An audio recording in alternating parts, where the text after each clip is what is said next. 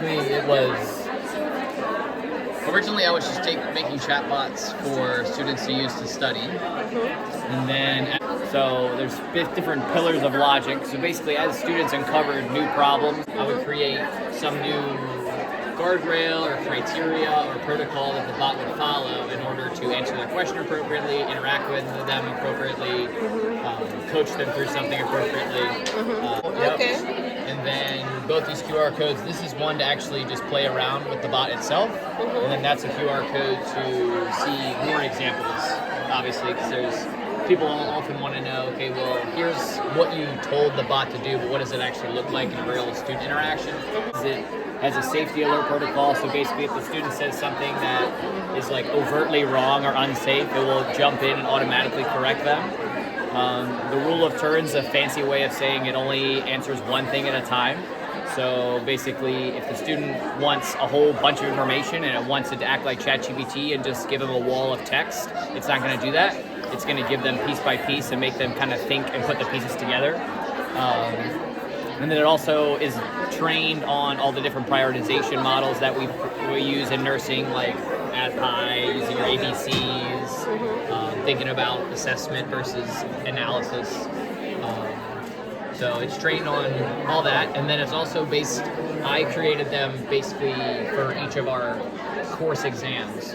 So it's tethered to the blueprint, so rather than it just educating you on all pathophysiology, in the world, it's just tailored to whatever that exam is on, and then it knows the priorities of our unit. So it has access to all of the material for the cardiac unit, but then the blueprint helps it kind of tell the student what the highest priority information is.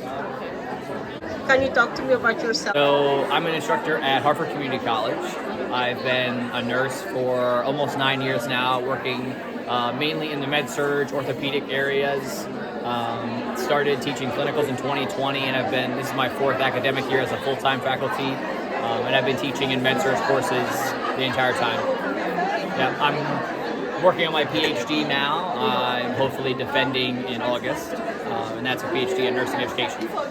Is that what your PhD is on? It's going to be similar, yeah. My PhD project is on basically using not just a text bot, but an avatar. So the students talk back and forth with a virtual avatar, and they go through basically like a case study or a scenario, asking questions. Basically the idea is they're doing like a full ER assessment, like they start with a blank slate.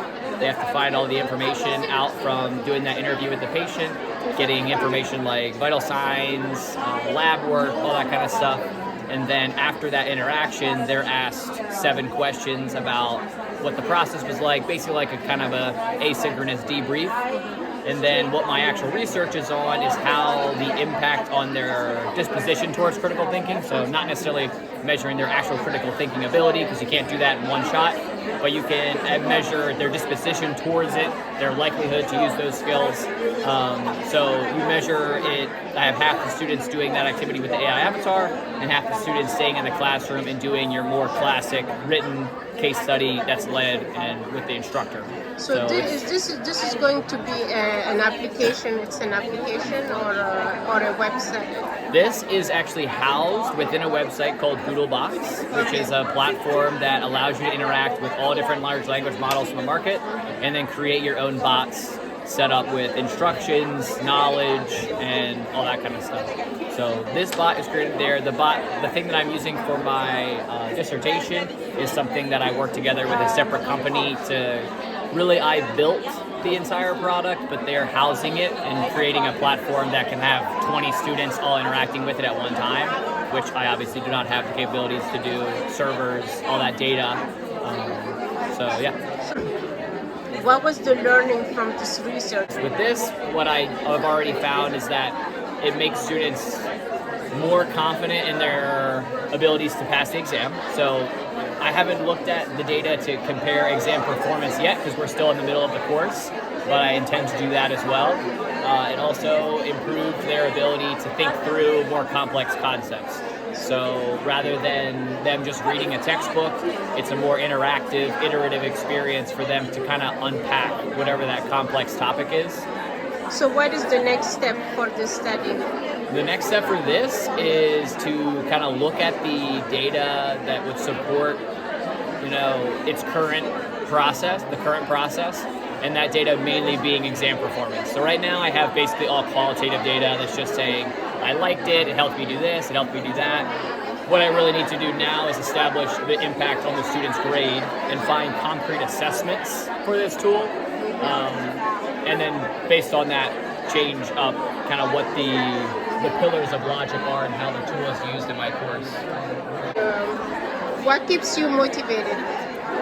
What keeps me motivated, at least with this, is the fact that the technology is changing so fast and people are using it more and more that I think the students will continue to see the value in a tool like this because they're going to start seeing it used in the hospital setting.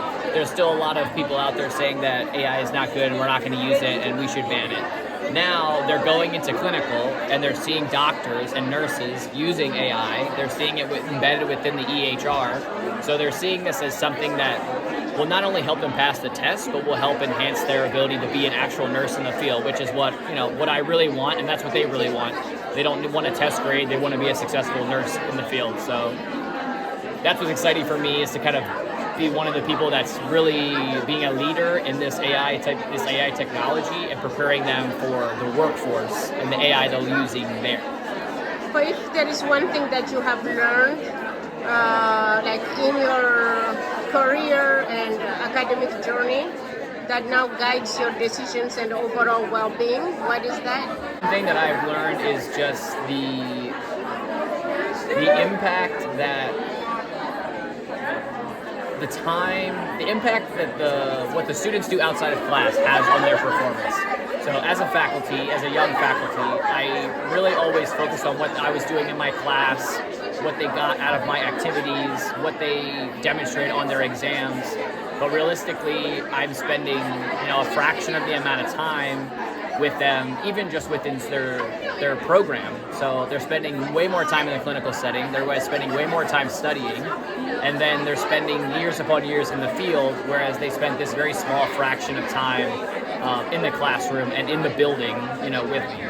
So how can I enhance what they're doing outside of my class to not just improve their performance in the program, but improve their performance as a nurse?